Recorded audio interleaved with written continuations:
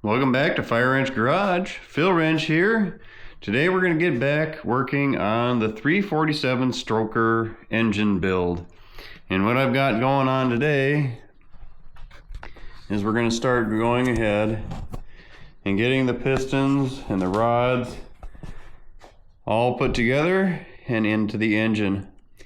I went with some custom rings, and so each one of the rings has to be filed and fitted per cylinder. So I've got my specs all figured out. I've got my grinder set up and a little station to put my pistons and rings once I get them set up. So I'm going to unbag the engine that's been sitting here for several months because I've been on other projects and other things, and we're going to get going on this build. Alright, I've got my station all set up here. It's going to be a little bit difficult for you guys to see, I suppose. But what I'm going to do is I have all of my top rings. I'm going to go through and do my top ones first. I'm going, 1, 2, 3, 4 cylinder. Then I'm going to flip it around and I'll do that side. And then I'm going to set them in their orders for that. So this top ring gap is supposed to be 26 thou. So I'm going to stick that in. Then take one of my pistons.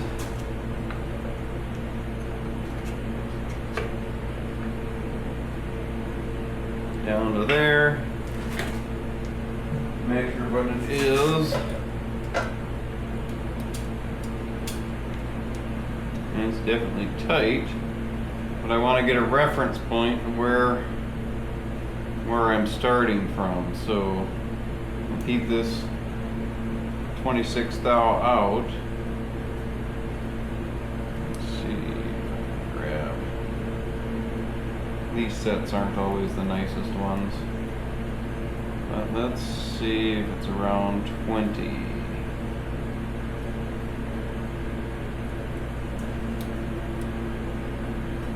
Tighter than 20.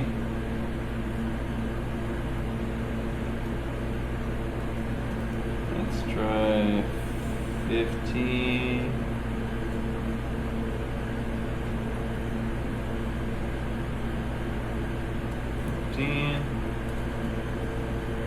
So we're starting at 15 thou. So we're going to want to take off quite a bit on there, honestly. We'll pull that one out, take it over to my little station here. This is the first time I've ever used this, guys, so bear with me.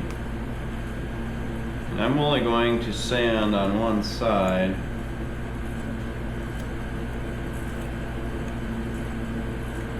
I'm going to take 5 revolutions and then check it, and then kind of make my adjustments from there.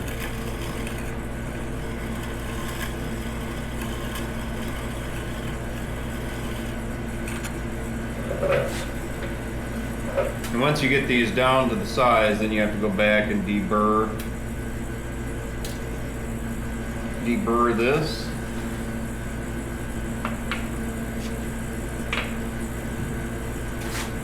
See where we're at now.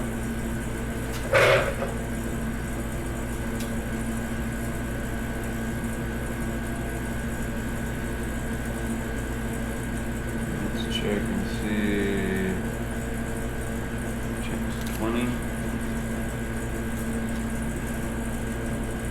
So now 20 fits in there, so it's probably more like 21.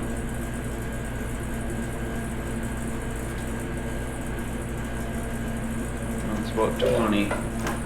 So we went from 15 to 20. We'll take 4 this time. 1, 2, 3, 4. Check that.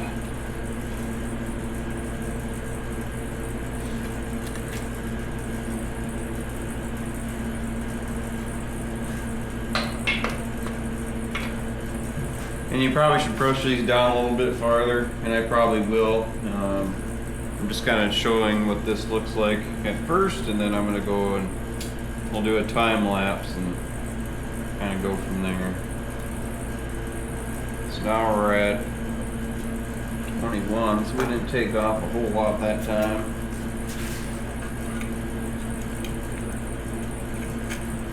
You want to keep this nice and flat and tight to the wheel.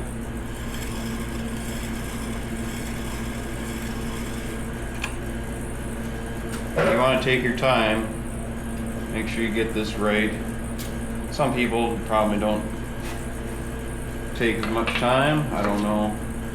I'm going to take my time. I've spent a lot of money on this engine, so I want to make sure that it's right.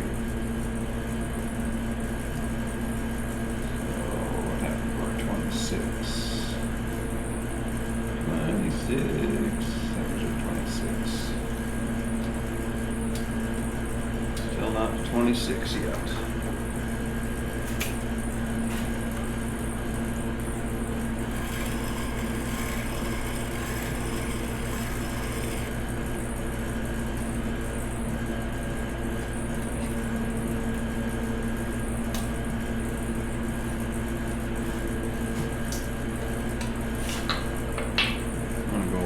Deeper here.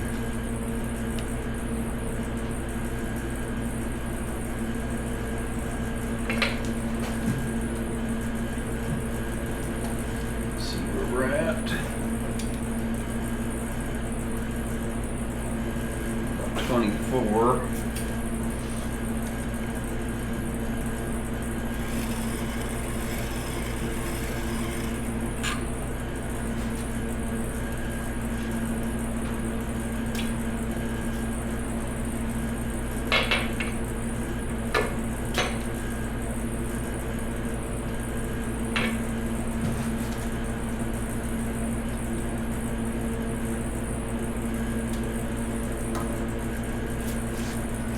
This is definitely some time-consuming part of this, but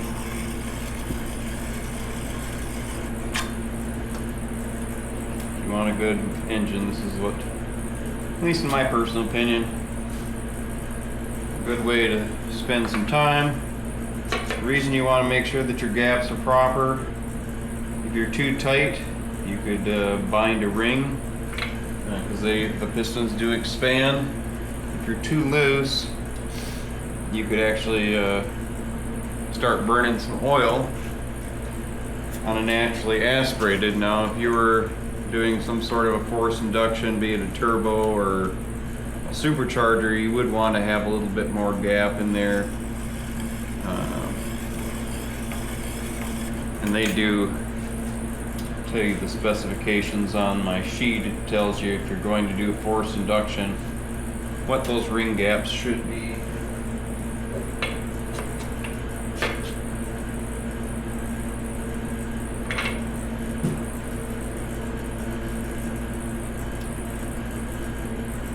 We're sneaking up on it.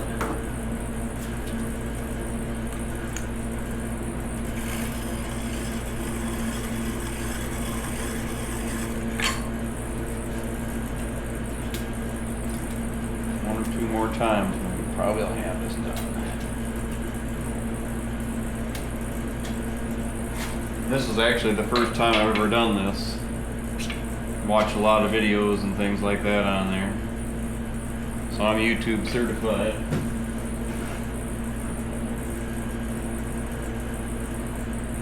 Just up there. One more time, I think.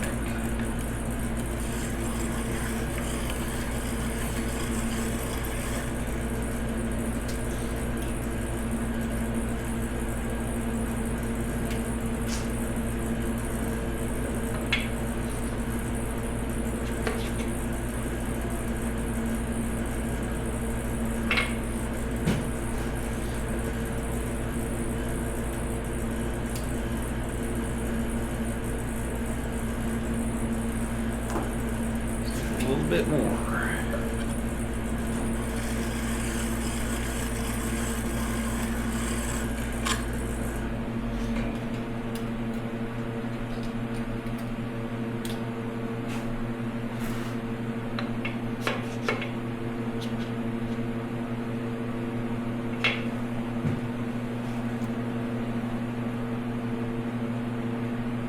Right there.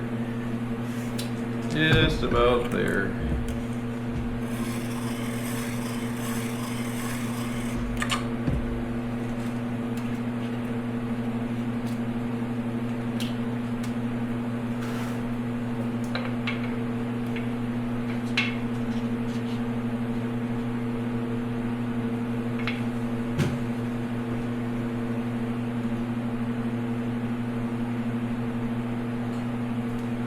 A little closer. But you kind of get the idea.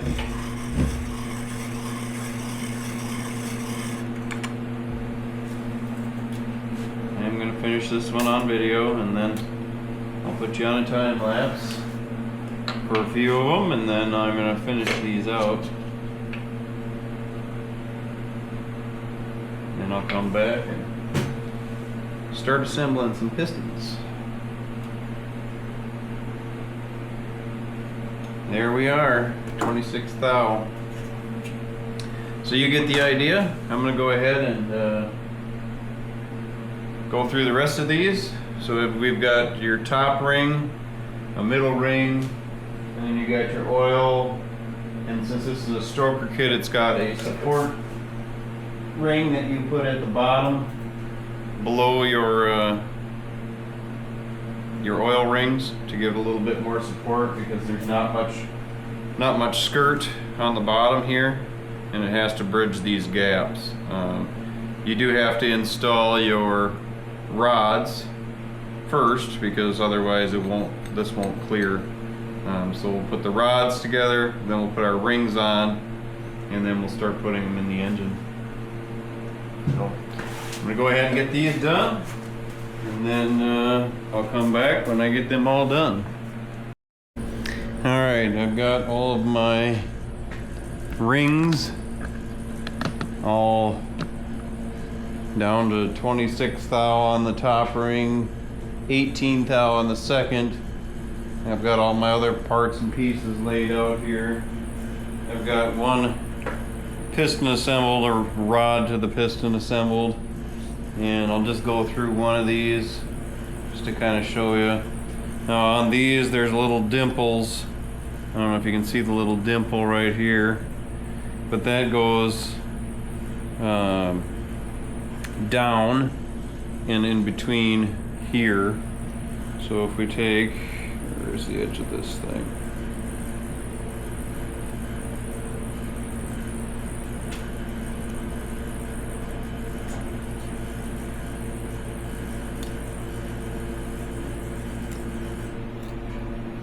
Kind of twist it on there like so, and then make sure that that is lined up.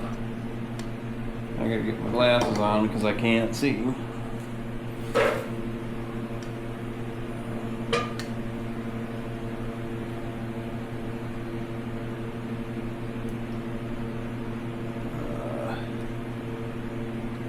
Pushed around.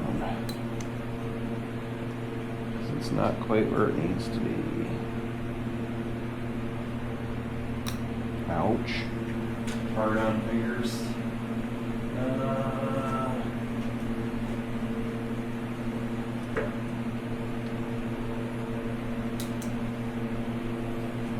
So now you can see that that little dimple is right where that needs to be.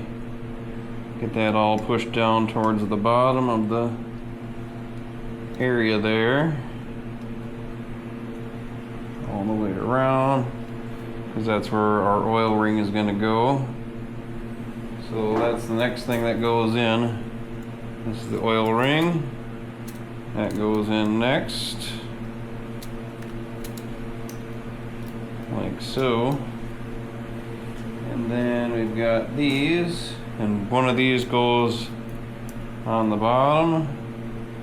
And I'll clock these as soon as I get them in. And all twisted in there.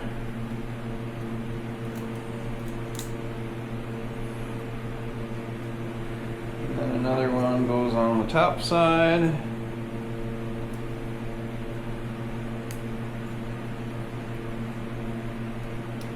Hopefully you can see what I'm doing here.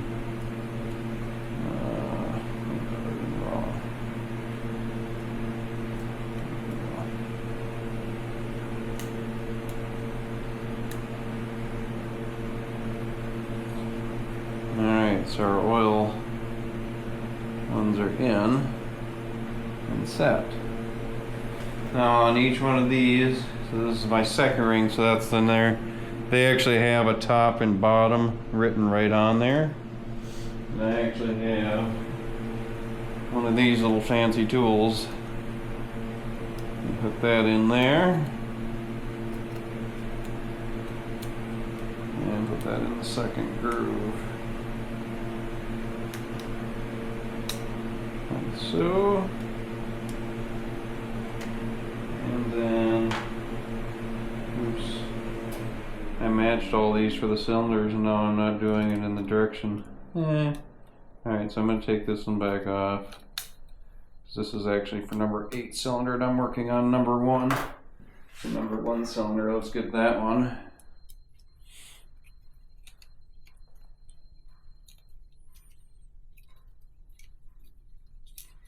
Alright. And then our top.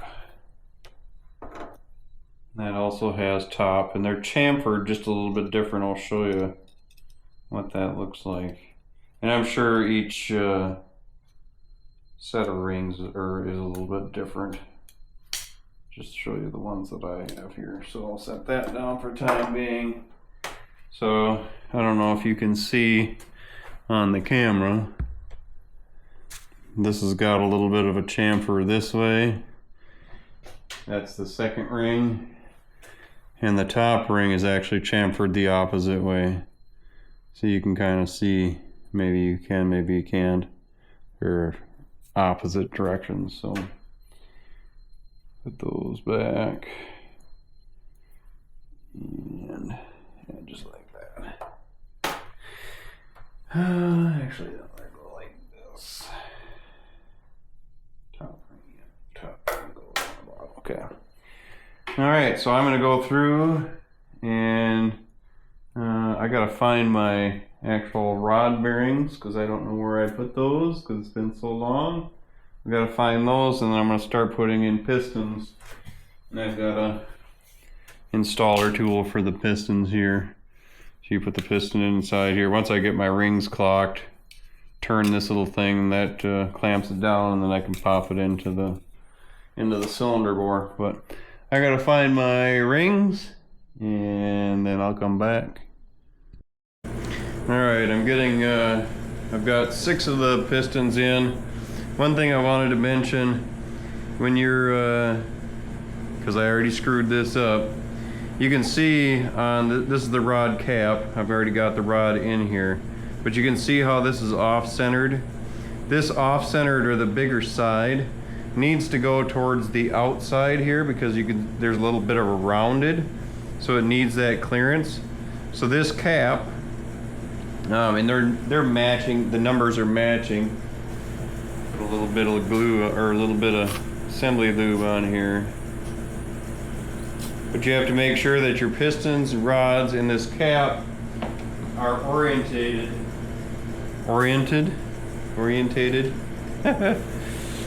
So that there's that gap there, otherwise it binds and